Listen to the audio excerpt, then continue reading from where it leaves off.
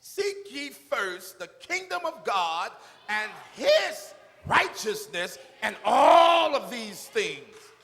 Well, I started wondering what he really meant when he said, seek ye first the kingdom of God and his righteousness and all of these things. I really discovered that when you seek God first, when you seek ye first the kingdom of God, when you seek ye first his righteousness, you stop seeking after the things of this world. Do you know the things of this world become minute to you, and the things of God become more and more important? And you know why the things of this world become less and less important the more you seek God? Because the more you seek God, the more you realize that this world is not our home. That we are just pilgrims, that we're passing through, and whatever you get is going to leave you or you're going to leave it. The only thing that you get and never leave you is Jesus. Because Jesus says, lo, I'm with you always, even until the end of the world. And the Lord wants us to continue to put our time and our energies and our resources into the building of the church. Bring them in. Thank God to hear the evangelism speak this morning. That's all of our job. There are 8 or 10 people evangelizing, 8 or 10 people on the ministry, but that's all of our job. Bring them in, build them up, and send them out so that they can bring others. Do you know the seat that you're sitting in today? That was somebody else's seat. That was somebody else's seat who came in, was built up and sent out, and now going on. That seat that you're sitting in, it's not your seat. I've seen people walk in and stand by the seat because somebody else is sitting in that seat, and I've seen people just walk and just stand there. And when that person sitting in that seat gets their attention, they point to that seat like, this is my seat, but that's not your seat. In just a few more days, somebody else will sit in your seat. The car that you drive is not yours. The house that you live in is not yours. The bed that you slept in is not yours. Somebody else is going to either sleep in your bed or throw it away. Somebody else is going to live in your house or tear it down. Somebody's going to drive your car or trade it in or wreck it or get rid of it or give it away. It's not yours. And the more you seek God, the more you understand that this is not mine. Jesus told his disciples that they could accomplish things according to the quality and the quantity of their faith. What kind of faith do you have? Do you have mountain moving faith? Do you have a faith that sustains you in tough times? I'm not talking about the kind of faith that you have when everything is good. I'm not talking about the kind of faith that you have when the bills are paid. I'm not talking about the kind of faith that you have when people are calling your name, when your name is in the program. What kind of faith do you have when you're facing a mountain? One day, 2 blind men called out to Jesus and said, Jesus, thou son of David, have mercy on us. Jesus says, do you believe that I'm able to do it? Do you believe? Sometimes we ask God for stuff that we don't even believe that God will do.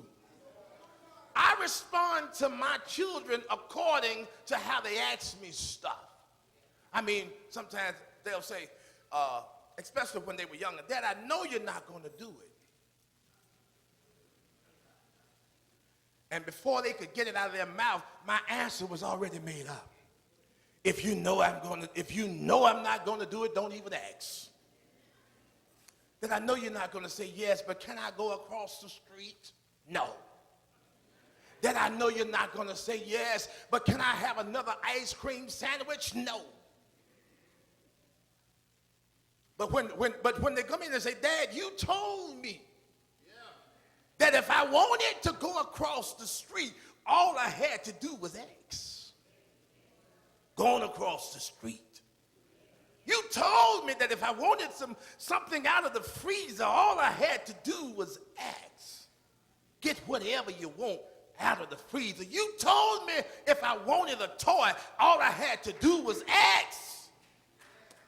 Get the toy that you want. Some of us go to God, God, I know you're not going to do it. And God is saying, don't even ask. If you want me to do it, you got to have mountain-moving faith. Faith will move mountains. Marvin Gaye and Tammy Terrell, they did it well. They had it well. I don't know what kind of faith they had, what kind of religion they had, and how spiritual they were. But they put that song out that said, ain't no mountain high enough to keep me from getting to you, baby. And I don't know if Tammy was talking to Marvin or Marvin was talking to Tammy, or both of them were talking to God. I don't know who they were talking to, but there's no mountain high enough that keeps God from getting to us, and there is no mountain high enough that should keep us from getting to God.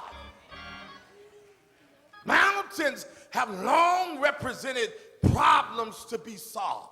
When you think about mountains, mountains always represent problems, and mountains represent obstacles, and mountains represent crosses, and mountains represent burdens, and mountains represent troubles, and mountains represent difficulties. And guess what, children?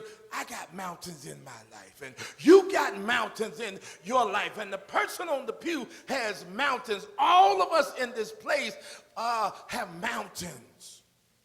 Mountains are problems. I don't care how you smile, you got problems.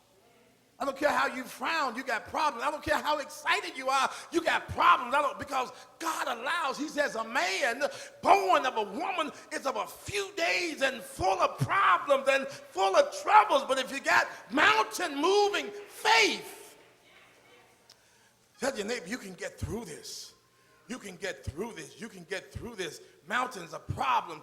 Death is a mountain. Sickness is a mountain. Because, and I guess I need to spit it out because I got some super spiritual folk. Well, you know, life is good. It's good for all of us because we're alive. But you still have mountains. Death is a mountain. Sickness is a mountain. Hardship is a mountain. Family crisis, those are mountains. Unpaid bills are mountains. Rebellious children are mountains. Wayward husbands are mountains. Unloving wives are mountains. Lying friends are mountains. Crack-addicted loved ones are mountains. The truth of the matter is life is filled with mountains. But Jesus says if you have faith in the size of a mustard seed, you can't look